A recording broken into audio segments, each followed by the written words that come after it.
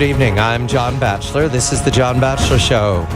July 18th, 1918, 5 December 2013, 95 years at his death, the South African revolutionary, Nelson Mandela.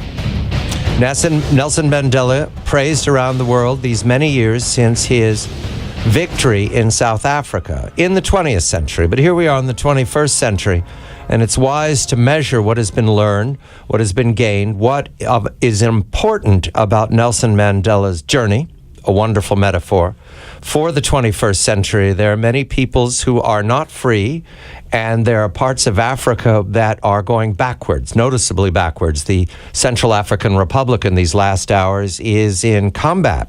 The Francophone forces are there, so is the United Nations, but there are other parts of Africa that are so far behind us in the 21st century that they look to Nelson Mandela, they look to the success of South Africa. I welcome my colleague and co-host and friend and the host of her own show at Opinion Journal, Mary Kissel. Mary, good evening to you. Good evening, John. Mary, Nelson Mandela's news, we have the news in the middle of the afternoon, early afternoon in the United States, in the East Coast of the United States, and immediately the Wall Street Journal put up a deal of coverage.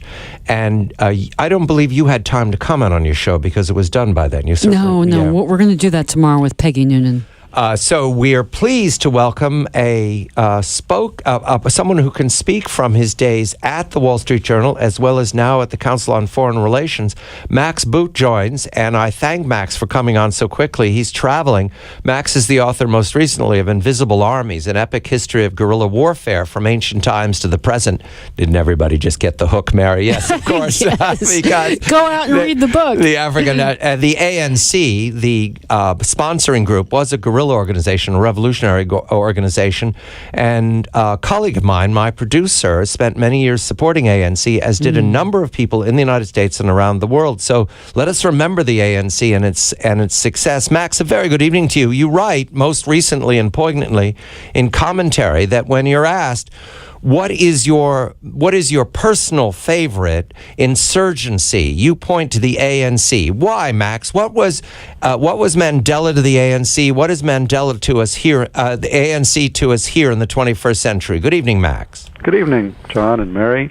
Well, when I'm asked who are my favorite insurgents, I generally answer those who are relatively humane, and especially the test that I apply is, once they seized power, once they moved from being revolutionaries to being the government, how did they behave once in power? You know, all too many insurgents who once claimed to be heroic freedom fighters in power became even more tyrannical than those they had replaced. And of course, I'm thinking of the likes of Lenin and Mao and Stalin and Castro and so many others. My admiration is reserved for freedom fighters who lived up to the label, those who actually showed, even once in power, that they had a real commitment to human rights and to democracy. And I think those are such rare examples that they become some of the legendary figures of modern times, the likes of, for example, George Washington or Michael Collins or David Ben-Gurion, or I think Nelson Mandela was really a prime example of that breed. The fact that, you know, what he did showed almost superhuman character and magnanimity and the ability to rise above misfortune. The fact that he was imprisoned for 27 years by the apartheid government in South Africa, and that's enough to make anybody bitter, to come out a very vindictive and small-minded person, but that's not who Nelson Mandela was. He came out of jail, and he showed no bitterness, and he was able to make peace with his former enemies and not to pursue vengeance or revenge against the white minority who had oppressed him and so many other black Africans. That, to me, is the sign of a true moral giant, which is what I think he was.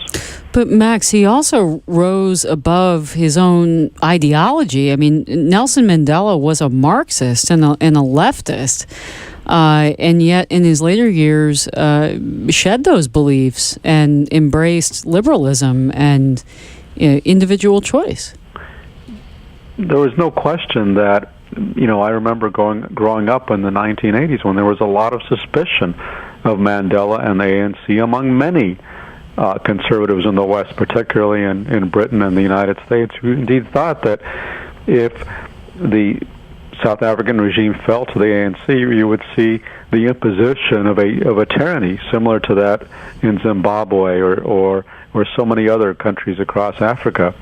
And that didn't happen because I think really of the character of Nelson Mandela and the fact that he rose above not only vindictiveness, but as you alluded to, he rose above sort of statist beliefs, or rose above Marxist ideology, and showed that's not really what he was all about, and in fact preserved a lot of the genius of the free market system in South Africa, even though some of the major initial beneficiaries happened to be people who were of European race or mixed race, and presumably not the main constituency of the ANC. But nevertheless, I think Mandela was wise enough to realize that he could not persecute the middle class in the way that Mugabe or Idi Amin or so many other African leaders had done, and drive them out of the country, because that would in fact impoverish the whole land.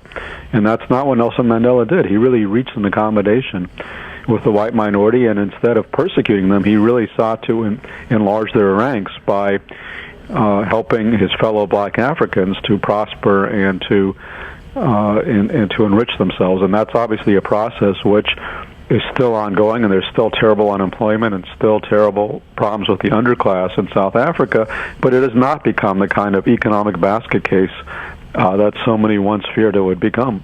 Max, a question for an historian. Does one man, one human being, one man, woman make history, or does the ideology make the man? Can we sort this out? You mentioned McCollins. You're the Hegelian, Max, that I appeal to. Is it the mountaintops that make history and make direction, so that Mandela not only rose above the ideology, but that he was always the most important tool, and that the ideology was time-bound? He wasn't. I think there's a lot of truth to that, John. I'm really a sucker for what is sometimes derided as the great man theory of history, which is the notion that tremendous influential individuals shape history. They're not simply shaped by events, they actually go out and shape what's going on in their world. And I do think that history would be very different were it not for the actions of some great individuals. And I think Mandela is undoubtedly one of those. I think the history of South Africa would be very, very different if he were not a Mandela, if he were a Mugabe. I think if that were the case, South Africa would be on the road to ruin today, the way that Zimbabwe has been. But Mandela showed himself to be a person of far more sterling and upstanding character, somebody capable of wisdom and magnanimity, and not somebody who was bound by rigid ideology. And for all those reasons, I think South Africa has turned out much better than we would have had any reason to expect. So I think at the end of the day, his example is really a powerful demonstration of how people do matter in history and how great individuals can truly shape their times.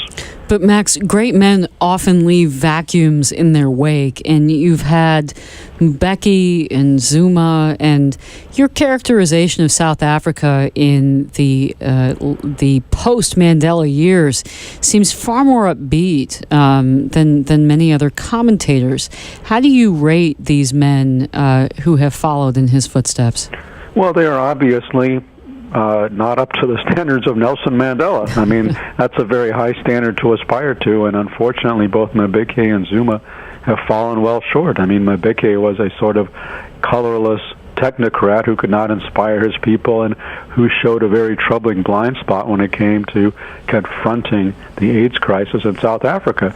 Zuma by contrast, is not a technocrat. He's really a rabble-rouser, but whose life has raised a lot of troubling issues, and he's been subject to a lot of charges, whether corruption, rape, all sorts of malfeasance.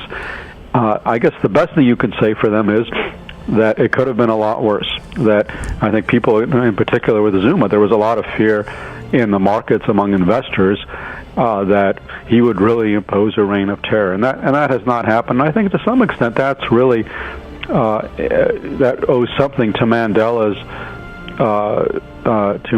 example of showing a sense of responsibility and showing a sense of restraint in government. And his successors are certainly not his equals, but I think that they do stand in his shadow, and I think his example is a powerful one, that for all of South Africa's problems, I think that Mandela's example has prevented South Africa from becoming a basket case like so many other countries in Africa.